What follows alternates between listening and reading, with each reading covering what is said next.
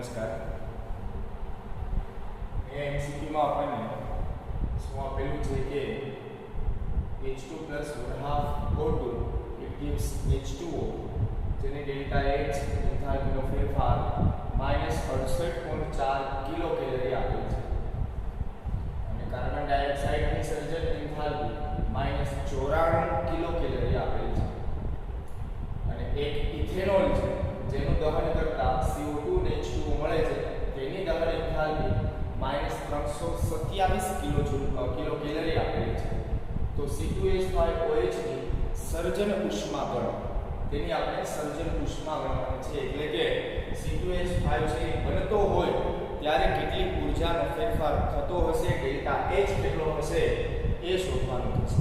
તેના માટે આપણે શું કરવાનું થશે જો આને તો હું પહેલા સમીકરણ આપી દઉં નંબર આ એક નંબર કહી દઈએ આ બે નંબર કહી દઈએ આ કહી દઈએ સમીકરણ નંબર 3 બરાબર. હવે અહીંયા તમે જોશો કે ત્રીજા સમીકરણને આપણે C2H5OH નું સર્જન ઉષ્મા ગણવાની હોવાથી ત્રીજા સમીકરણને આપણે બદલાવવું પડશે. આને તમે બદલાવશો એટલે C2H5OH છે જમણી બાજુ O2 જમણી બાજુ અને CO2 અને H2O છે એ ડાબી બાજુ આવી જશે. જ્યારે આને CO2 અને H2O ને કેન્સલ કરવાના થશે કોની સાથે આમની સાથે. તો તમે જુઓ કે અહીંયા તો CO2 અને H2O છે એ બંને એક એક વખત છે એટલે કે CO2 બે વખત કરવા માટે સમીકરણ નંબર જે 2 છે તેને આપણે 2 સાથે ગુણવા પડશે અને સમીકરણ નંબર જે 1 છે તેને આપણે 3 વડે ગુણવા પડશે. 1 વડે અને 3 વડે ગુણવા પડશે. તો પહેલા એ ગુણી લઈએ. તો પહેલા આ સમીકરણને 3 વડે ગુણીએ તો એ તો સમીકરણ કઈ રીતે થઈ જાય 3H2 3/2 O2 it gives 3H2O અને ત્યારે તેની ડેલ્ટા H નો ફેરફાર થઈ જાય -68.4 ગુણ્યા 3 કિલો કેલરી. તેની ઊર્જા પણ 3 ગણી થઈ જાય બરાબર. એ સિવાય સમીકરણ નંબર 2 છે તેને 2 વડે ગુણવાનું થશે એટલે કે C O2 એ 2 વખત ગુણીએ તો 2 CO કાર્બન અને 2 O2 અને તેમાંથી આપણને 2 CO2 કાર્બન ડાયોક્સાઇડ ના અણુ મળે ડેલ્ટા H તો એ થઈ જશે -94 * 2 કિલો કેલરી. ઓકે. અને હવે સમીકરણ નંબર 3 છે તેને ઉલટાવવાનું છે એટલે કે સમીકરણ 3 ને ઉલટાવતા અથવા તો કહીએ કે ફેરબદલ કરતા. ફેરબદલ કરીએ તો આ છે બંને આ બાજુ આવતું જશે એટલે કે 2CO2 3H2O તેમાંથી થઈ જશે C2H5OH 3O2 અને તેની ડેલ્ટા H થઈ જશે માઈનસ છે એ થઈ જાય પ્લસ 327 કિલો કેલરી. કારણ કે ઉલટાવી નાખ્યું એટલે જે ઊર્જા છૂટી પડતી હશે એ ઊર્જાનું હવે શું થવા લાગશે શોષણ થવા લાગશે. હવે એમનો કરી દઈએ આપણે સરવાળો. તો સરવાળો કરીએ તો બરાબર ધ્યાનથી જોશો કે એરાની ડાબી બાજુએ આ 2CO2 છે અને એરાની જમણી બાજુએ આ 2CO2 છે કેન્સલ થશે. પછી એરાની ડાબી બાજુએ 3H2O છે આ પણ 3H2O છે કેન્સલ થશે. પછી આ 3O2 છે એટલે કે 3 વખત O2 છે તો અહીંયા 2 વખત અને 1 વખત આમાંથી જશે તો અડધી વખત જ વધશે ને 1/2 O2 વધશે બરાબર. અને બાકી શું વધે છે તો એને લખીએ તો કે 3H2 2C and 1/2 O2 અને તેમાંથી મળશે આપણને C2H5OH. તો કાર્બન 2 હાઇડ્રોજન 5 અને 1 6 તો 3 દુ 6 અને ઓક્સિજન 1 તો 1/2 O2 એટલે 1 થઈ ગયું. તો આ થાય છે C2H5OH નું સર્જન. અને હવે આપણે કરવાનું શું થાય કે આ બંનેનો ગુણાકાર અને એ જે કંઈ ગુણાકાર આવે એ માઈનસમાં જ આવશે બંને અને તેને આપણે આ પ્લસ સાથે સરવાળો એટલે કે આ માઈનસ તો પ્લસ થશે નિશાની આવશે માઈનસ સાથે આનું શું થશે બાદબાકી, કારણ કે માઈનસ પ્લસ થઈ જાય માઈનસ, બાદબાકી થશે, નિશાની વળી પાછી માઈનસ વાળી આવશે, એટલે આન્સર છેલ્લે કેલ્ક્યુલેશન કરતા ડેલ્ટા H બનતું હોય છે -66.2 કિલો કેલરી. આન્સર ફાઇનલી થઈ જશે -66.2 કિલો કેલરી. આન્સર થશે બી ઓપ્શન, બીજો ઓપ્શન થશે. તમે જોશો એ એક જ માઈનસ વાળો છે આન્સર, બાકી બધા પ્લસ વાળા છે. તો એ રીતે પણ તમે નક્કી કરી શકો કે જો આ માઈનસ વાળું છે એ મોટું આવતું હોય તો માઈનસ વાળું જો મોટું આવતું હોય તો માઈનસ વાળો જવાબ બને તો કેલ્ક્યુલેશન કરવાની બાદબાકી કરવાની પણ જરૂરિયાત રહે નહીં અને આપણે માઈનસ વાળો જવાબ છે એને સ્કીપ કરી શકીએ. ઓકે, અહીંયા થઈ ગયો બીજો ઓપ્શન. નેક્સ્ટ એમસીક્યુ જો, તેમાં શું કહે છે કે 1 મોલ H+ અને 1 મોલ OH-, એટલે કે 1 મોલ એસિડ અને 1 મોલ બેઝ નું તટસ્થીકરણ કરતા 56 કિલોજૂલ પર મોલ ઊર્જા છૂટી પડતી હોય તો 1 મોલ H2SO4 ના તટસ્થીકરણ કરતા કેટલી કિલોજૂલ પર મોલ ઊર્જા છૂટી પડે? તો જો ભાઈ પહેલા તો આ સમીકરણ લખી દઈએ તો કે H+ OH- બંને એક એક વખત છે, આમાંથી તો બની જાય આપણે જાણીએ H2O, અને ત્યારે કેટલી ઊર્જા છૂટી પડે છે તે છે 56 કિલોજૂલ પર મોલ જેટલી ઊર્જા છૂટી પડે છે. અહીંયા તમે ધ્યાનથી જોશો કે એક H+ છે, એક મોલ H+ છે, ત્યારે ઊર્જા છૂટી કેટલી પડે છે -56 કિલોજૂલ પર મોલ. જે અહીંયા આપણે પૂછ્યું છે 1 મોલ H2SO4 માટે, અને 1 મોલ H2SO4 માં 2 H+ હોય છે, અને 2 H+ હોય એટલે આ ઊર્જા છે એ પણ ડબલ થઈ જાય, એટલે કે 56 ને ગુણ્યા 2 એ થઈ જશે 112 કિલોજૂલ પર મોલ જેટલી ઊર્જા છૂટી પડે. આ માઈનસ -112 કિલોજૂલ પ્રતિ મોલ. માઈનસ એટલે એ દર્શાવે છે કે ઊર્જા છૂટી પડે છે. અહીંયા આપણે એવું જ પૂછ્યું કે છૂટી કેટલી પડે છે, કે 112 જેટલી. આન્સર થશે ડી ઓપ્શન, ચોથો ઓપ્શન 112. નેક્સ્ટ એમસીક્યુ જોઈએ, તેમાં શું કીધેલું છે કે 2 ગ્રામ મિથેન વાયુનું દહનથી 25 કિલો કેલરી ઊર્જા મુક્ત થતી હોય તો મિથેનની દહન એન્થાલ્પી શોધો. જે ભાઈ મિથેન વાયુ કીધું છે CH4, અને તેનું દહન થાય છે ઓક્સિજન વાયુ સાથે પ્રક્રિયા. તેમાંથી આપણે જાણીએ છીએ કે CO2 અને H2O તો મળે જ મળે. રિએક્શન બેલેન્સ કરીએ તો કાર્બન એક વખત, હાઇડ્રોજન 4 વખત, તો આ 2 થઈ જશે. ઓક્સિજન 2 અને 2 4, તો આ પણ 2 વખત થઈ જશે. અને ત્યારે તેની ડેલ્ટા H એટલે કે એન્થાલ્પીનો જે ફેરફાર છે કેટલો છે 25 કિલો કેલરી. 25 કિલો કેલરી જેટલો છે. પરંતુ એ 25 કિલો કેલરી જેટલો ક્યારે છે કે જ્યારે મિથેન છે એ કેટલા ગ્રામ વપરાયેલો હોય, 2 ગ્રામ જ વપરાયેલો હોય ત્યારે 25 કિલો કેલરી છે. તો આપણે મિથેનનું દહન કીધું છે, તો જે ભાઈ મિથેનનું દહન કીધું હોય તો મિથેનનું આપણે આણ્વીય દળ જોયું, તો મિથેનનું આણ્વીય દળ તો થઈ જાય 12 અને 4 16 ગ્રામ પર મોલ. એટલે હવે અહીંયા સિમ્પલી આપણે ત્રિરાશિ મૂકવાની થાય કે 2 ગ્રામ CH4 નું દહન થાય તો 25 કિલો કેલરી જેટલી ઊર્જા છૂટી પડતી હોય, ફેરફાર થતો હોય, તો 16 ગ્રામ મિથેનનું દહન થાય તો કેટલું થાય? તો જે ભાઈ ત્રિરાશિ મૂકતા 16 ગુણ્યા 25 ને ભાગ્યા 2, તો આ 2 વખત 25 18 જશે 200 કિલો કેલરી. આન્સર આવશે 200 વાળો આવશે. આન્સર થઈ જશે બી ઓપ્શન, બીજો ઓપ્શન. આન્સર થઈ જશે. આ એમસીક્યુ માં આપણને શું કીધેલું છે કે પાણીની બાષ્પાયન ઉષ્મા 186.5 કિલોજૂલ પર મોલ છે, તો પાણી માટે ડેલ્ટા S બાષ્પાયન શોધો.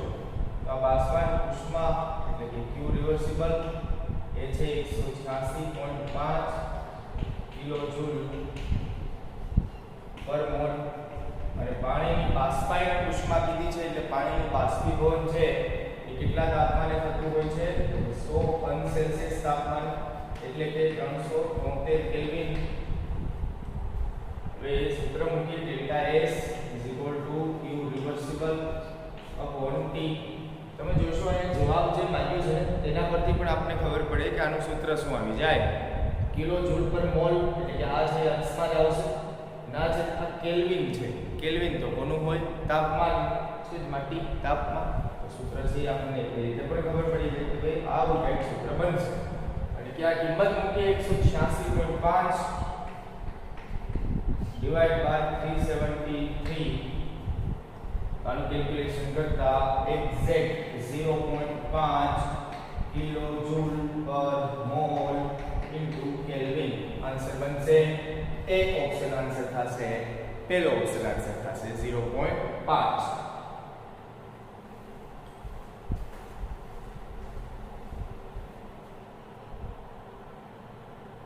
અહીંયા આપણને MCQમાં શું આપેલું છે કે 298 કેલ્વિન તાપમાન એક વાતાવરણ દબાણ એટલે કે STP આપેલું છે. 298 એક વાતાવરણ હાઇડ્રોજન વાયુ, ક્લોરીન વાયુ અને HCl ગેસ ની એન્ટ્રોપી આપણને આપેલી છે 130.6, 223 અને 186.7 કિલો કેલરી પ્રતિ મોલ. કિલો જૂલ પ્રતિ કેલરી મોલ. કે આ રીતે હોય તો આપેલ પ્રક્રિયા માટે એન્ટ્રોપીનો ફેરફાર ગણ. આપણે અહીંયા એન્ટ્રોપીનો ફેરફાર ગણવાનો છે.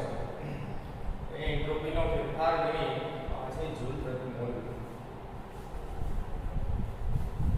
આ રીતે અહીંયા મિસ્ટેક લાગે કે જૂલ પ્રતિ મોલ. જૂલ પ્રતિ કેલરી ઇન્ટુ મોલ એ તો ન બને. જૂલ પ્રતિ મોલ હોય તો આપેલ પ્રક્રિયા માટે એન્ટ્રોપીનો ફેરફાર ગણ. હવે આપણે એન્ટ્રોપીનો ફેરફાર ગણવાનો છે. તો જે ભાઈ સમીકરણ લખીએ પહેલા તો સમીકરણ બનાવી H2 Cl2 it gives 2HCl. બરાબર. આ રીતે આપણે કરી શકીએ 2HCl અથવા તો 1/2 પણ કરી શકીએ. જવાબ એક જ રહેશે, એમાં કોઈ ફેર નહીં પડે. તો એન્ટ્રોપીનો ફેરફાર થાય. આ થઈ જશે આપણી નિપજ અને આ બંને થઈ જશે આપણા પ્રક્રિયક. તો હંમેશા ફેરફાર છે એ નિપજની એન્થાલ્પી માઈનસ પ્રક્રિયકની એન્થાલ્પી. અંતિમ માત્રાંક નિપજ તરીકે HCl છે અને HCl બે વખત છે અને HCl નું મૂલ્ય 186.7 માઈનસ પ્રક્રિયકની એન્થાલ્પી 2 છે H2 અને Cl2 બંને પ્રક્રિયક જેની થઈ જાય 130.6 પ્લસ 223. આ રીતે થશે. હવે આનું તમે કેલ્ક્યુલેશન કરો 2 * 186.7 માઈનસ આ થઈ જશે 0.6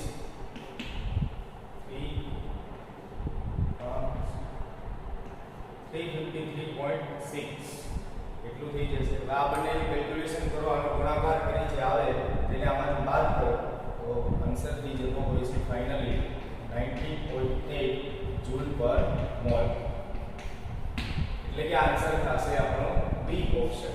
તો આ પ્રકારના કોઈ MCQમાં આપણને એન્ટ્રોપીનો ફેરફાર માંગ્યો હોય તો હંમેશા નિપજની એન્થાલ્પી જેટલી પણ નિપજો હોય એ કેટલા તત્વયૌગિકથી આગળ સહગુણક છે તેની પ્રમાણે તેનો ગુણાકાર કરવાનો અને ટોટલ નિપજની એન્થાલ્પી એટલે કે એની એન્ટ્રોપી એક પ્રકારે કહી શકો એ અને માઈનસ પ્રક્રિયકની એન્થાલ્પી એટલે કે પ્રક્રિયકોની એન્ટ્રોપી એ બાદબાકી કરીએ એટલે આન્સર થઈ જતો હોય છે આખી રાસાયણિક પ્રક્રિયાનો એન્ટ્રોપીનો ફેરફાર કેટલો છે એ.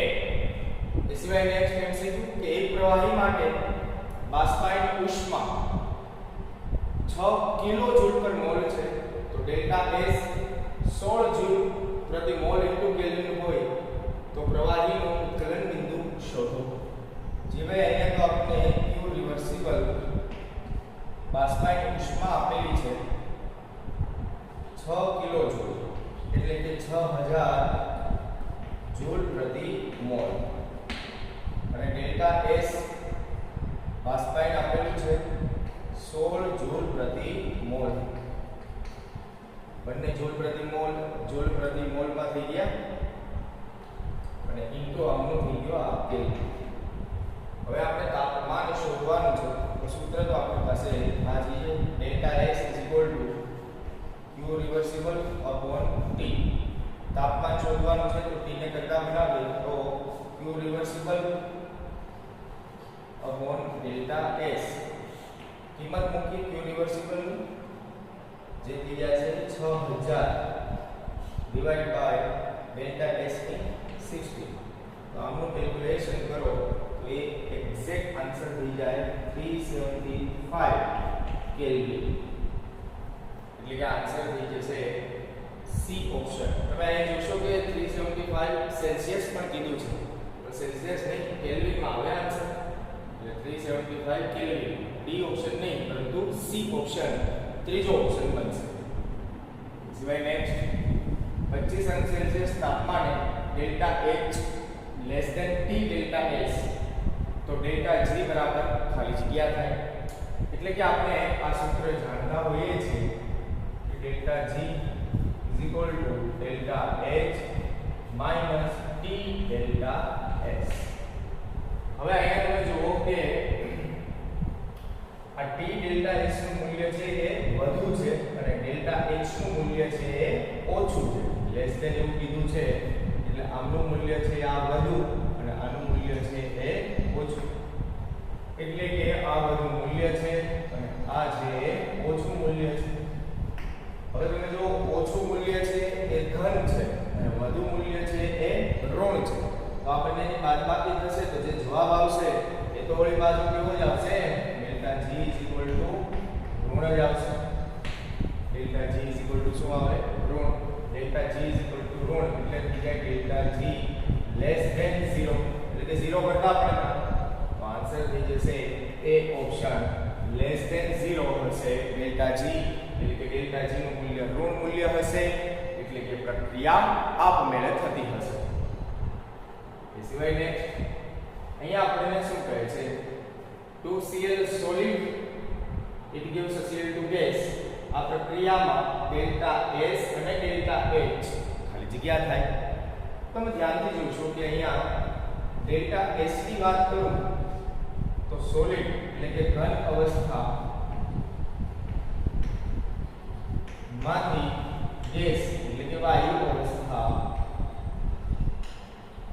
માં રૂપાંતરિત થાય છે. તો ઘનમાંથી વાયુ અવસ્થામાં રૂપાંતરિત થાય એટલે હંમેશા એન્ટ્રોપી શું થાય વધે. એન્ટ્રોપી વધે એટલે કે ડેલ્ટા S નું મૂલ્ય હંમેશા કેવું થાય ધન મૂલ્ય થાય. ડેલ્ટા S નું મૂલ્ય કેવું થશે ધન મૂલ્ય. પરંતુ અહીંયા એક ડેલ્ટા H ની બાબતમાં જોઈએ એટલે કે એન્થાલ્પીના ફેરફારનું શું છે તો તમે જુઓ અહીંયા બે ક્લોરીનના પરમાણુઓ છે. એ બે ક્લોરીનના પરમાણુઓ જોડાય છે એટલે કે બંધ બને છે અને તેમાંથી Cl2 અણુ બને છે. એટલે કે પરમાણુમાંથી અણુ બને છે. પરમાણુમાંથી અણુ બને છે અને પરમાણુમાંથી અણુ બને છે તેનો મતલબ થયો કે બંધ બને છે. અને જ્યારે જ્યારે બંધ બને ત્યારે ઊર્જા છે એ શું થાય મુક્ત થાય. ઊર્જા છૂટી પડે અને ઊર્જા છૂટી પડે એટલે એનો મતલબ થઈ ગયો કે ડેલ્ટા H લેસ ધેન 0 એટલે કે ડેલ્ટા H ઋણ મૂલ્ય દર્શાવતું હોય છે. તો ડેલ્ટા S છે ધન અને ડેલ્ટા H છે એ શું થશે ઋણ. તો ડેલ્ટા S ધન અને ડેલ્ટા H ઋણ. આન્સર થશે ડી ઓપ્શન ચોથો ઓપ્શન. હંમેશા બંધ છે એ બને ત્યારે જેટલી પણ ઊર્જા વધી પડી હોય એ વધારાની ઊર્જા છે એ સિસ્ટમ એ બહાર ફેંકી દેતી હોય છે પર્યાવરણમાં. જ્યારે બંધ તોડવાની વાત આવે ત્યારે આપણે બહારથી ઊર્જા આપવી પડતી હોય છે અને એ બંધનું એ ઊર્જાનું તે શોષણ કરતું હોય છે. એટલે હંમેશા બંધ તોડવી એ ઉષ્મા શોષક પ્રક્રિયા હોય છે અને બંધ બનવો એ હંમેશા ઉષ્મા ક્ષેપક પ્રક્રિયા હોય છે. આન્સર થશે ડી ઓપ્શન ચોથો ઓપ્શન. અહીંયા આપણને એમસીક્યુમાં શું આપેલું છે કે H2O ઘન અવસ્થામાં અને H2O લિક્વિડ એટલે કે બરફ અને પાણી માટે 0 સેલ્સિયસ તાપમાને અને 1 વાતાવરણ દબાણે ખાલી જગ્યા થાય. આ ચાર ઓપ્શનમાંથી શું થાય?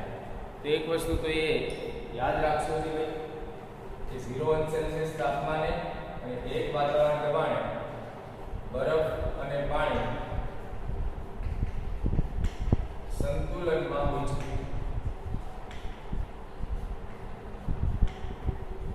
અને સંતુલનમાં હોય છે જેથી ડેલ્ટા G = 0 બનતા ડેલ્ટા G = 0 થાય છે.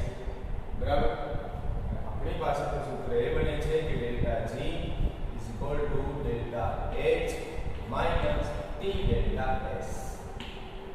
और डेल्टा G = 0 रख दी तो delta H minus T delta S पहली बाजू का तो delta H = T delta S answer થશે डेल्टा H बराबर થઈ જાય T डेल्टा S આવે. તો એ આન્સર થઈ ગયા છે બી ઓપ્શન. બીજો ઓપ્શન થાય એટલે કે અહીંયા આપણે એક સમજ રાખવાની જરૂર છે કે બરફ અને પાણી સંતુલનમાં હોય ત્યારે ડેલ્ટા G બરાબર 0 હોય છે કારણ કે પ્રક્રિયા સંતુલનમાં હોય ત્યારે ડેલ્ટા G છે એ 0 થતો હોય છે. એ સિવાય નેક્સ્ટ MCQ જો PCl5 માંથી PCl3 અને Cl2 એમ બે મોલ બને છે, બે અણુઓ બને છે. આ પ્રક્રિયા માટે ખાલી જગ્યા શરત યોગ્ય છે. તો અહીંયા આપણે બે બાબતની વાત કીધેલી છે. એક તો છે એન્થાલ્પીના ફેરફારની એન્થાલ્પીનો ફેરફાર અને એક આપણે કીધેલું છે એન્ટ્રોપીનો ફેરફાર.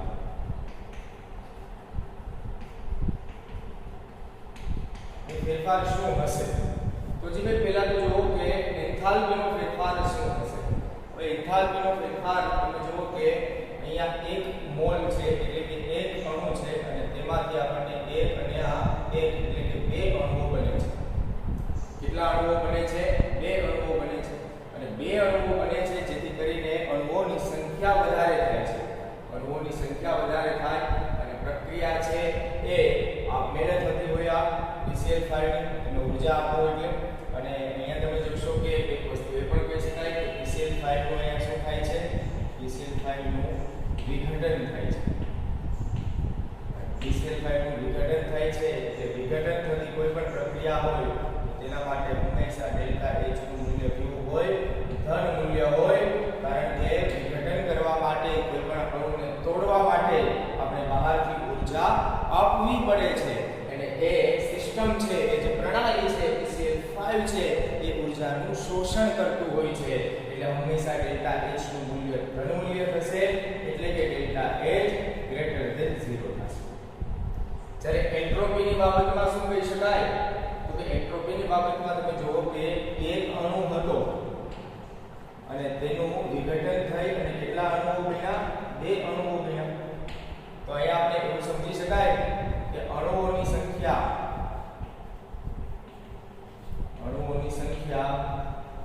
વધતા અવ્યવસ્થાપણું એટલે કે એન્ટ્રોપી વધે છે.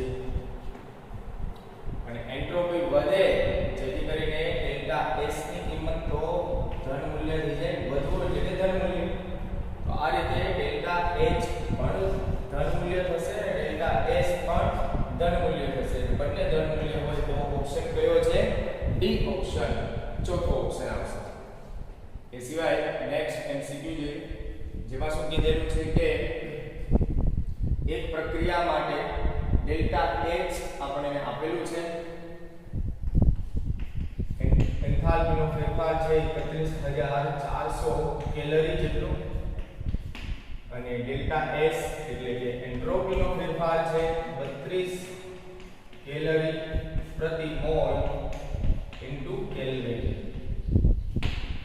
તો 1000 અંશ સેલ્સિયસ 1000 અંશ સેલ્સિયસ એટલે એનો મતલબ થઈ જાય કે ભાઈ તાપમાન થઈ ગયું 1273 કેલ્વિન. કેલ્વિનમાં ફેરવીએ 1000 સેલ્સિયસ ને તો શું થઈ જાય? 1273 કેલ્વિન 273 એડ કરવાનું. અને હવે આપણે શોધવાનું કહે છે કે ડેલ્ટા જી શું હશે. ડેલ્ટા જી શું હશે? જી ભાઈ તો બોલે પાછું આપણી પાસે જે સૂત્ર છે કે ની મુક્ત ઊર્જા વાળું ડેલ્ટા જી બરાબર delta H minus T delta S. તો ડેલ્ટા એચ ની કિંમત છે 31400 માઈનસ ટી ની કિંમત છે 1273 ગુણ્યા ડેલ્ટા એસ ની કિંમત છે 32 લઈ રહ્યા અને આ 31400 છે માઈનસ આ બંનેનું કેલ્ક્યુલેશન કરીએ તો એ એપ્રોક્સિમેટ આવી જતું હોય છે 40736 અને હવે થઈ ગયા છે પ્લસ માઈનસ માઈનસ અને નિશાની આવશે માઈનસ ની. તો ડેલ્ટા જી નિશાની માઈનસ ની અને 40 માંથી 31 એટલે લગભગ 9000 ની આજુબાજુ આવે. તો 9000 ની આજુબાજુ વાળા એ અને સી ઓપ્શન છે પરંતુ નિશાની આવશે માઈનસ ની એટલે આન્સર થઈ જશે 9336 અને એકમ થઈ જશે ડેલ્ટા જી નો એકમ થઈ જશે delta H minus T delta H. તો ડેલ્ટા જી થઈ ગયું કેલરી. એટલી કેલરી ઊર્જા છે એ મુક્ત થશે. મુક્ત ઊર્જા છૂટી પડશે તો આન્સર થઈ જશે એ ઓપ્શન પેલો.